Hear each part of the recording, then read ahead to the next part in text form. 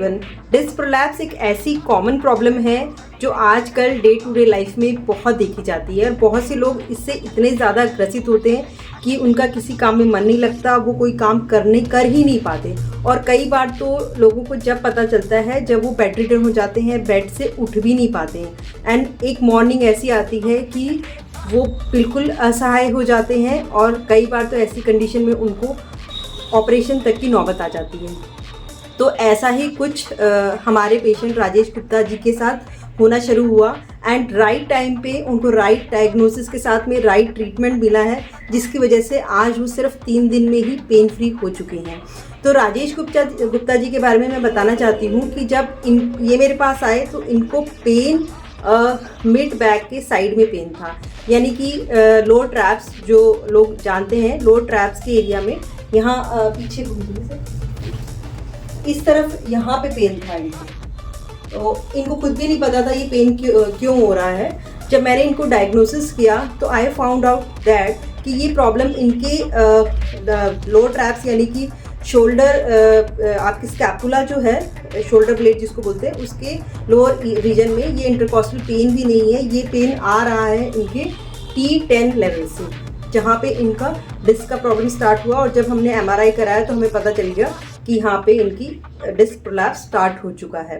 तो आज हम बात कर रहे हैं राजेश गुप्ता जी से। वो खुद ही बताएंगे कि क्या प्रॉब्लम हुआ था उनको और क्या क्या वो प्रॉब्लम सालों से फेस कर रहे थे और कैसे अपने इस पेन को दबा रहे थे। और आज जब उनको पता चला कि ये प्रॉब्लम क्यों हो रहा है और उसका जब ट्रीटमेंट हमने किया है and see the magic of advance treatment कि उनका प्रॉब्लम 3 ही दिन में सॉल्व हो चुका है। तो राजेश गुप्ता जी से बात करते हैं। सर बताइए। मेरे को बैक में बहुत पेन था, तो मैं कई दिन से परेशान था, पेन किलर लेता था लेकिन उससे ठीक नहीं होता था। कई सालों से होता था।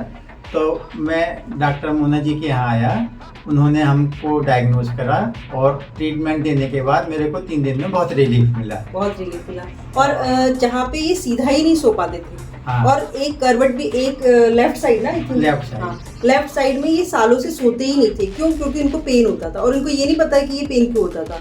ये सोचते थे शायद ये मसल पेन है, इसकी वजह से मेरे को पेन होता है तो मैं इस तरफ नहीं सोऊंगा, लेफ्ट साइड नहीं सोऊंगा, which is the very correct side of sleeping. Left side सोना चाहिए हमें। तो ये लेफ्ट साइड सो भी नहीं पा रहे थे और सीधा भी नहीं सो पा रहे थे पेन की वजह से, और अपने पेन को मायोस्पास या मसल रिलैक्सेंट और पेन किलर से दबा रहे थे और ही फील ऑल राइट, और ऐसे ही सालों से चलता चला जा रहा था। बट अब जब इनको किसी बैंगलोर टूर पे जाना है तो इन्होंने सोचा ये प्रॉब्लम तो दब ही नहीं रहा है, सिर्फ पेन से ही मेरा सॉल्व हो रहा है और अगर ये प्रॉब्लम बढ़ गया तो क्या होगा। ये इसी सोच के कारण ये मेरे पास आए थे।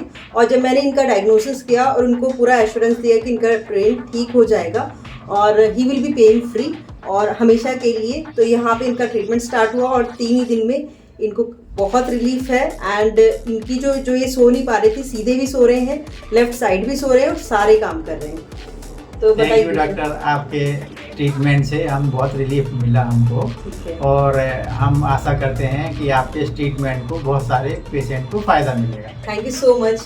और आप क्या मतलब अपनी तरफ से क्या कहना चाहते हैं जो इस तरह के पेशेंट्स होते हैं जो अपने पेन को पेन किलर से दबाते हैं?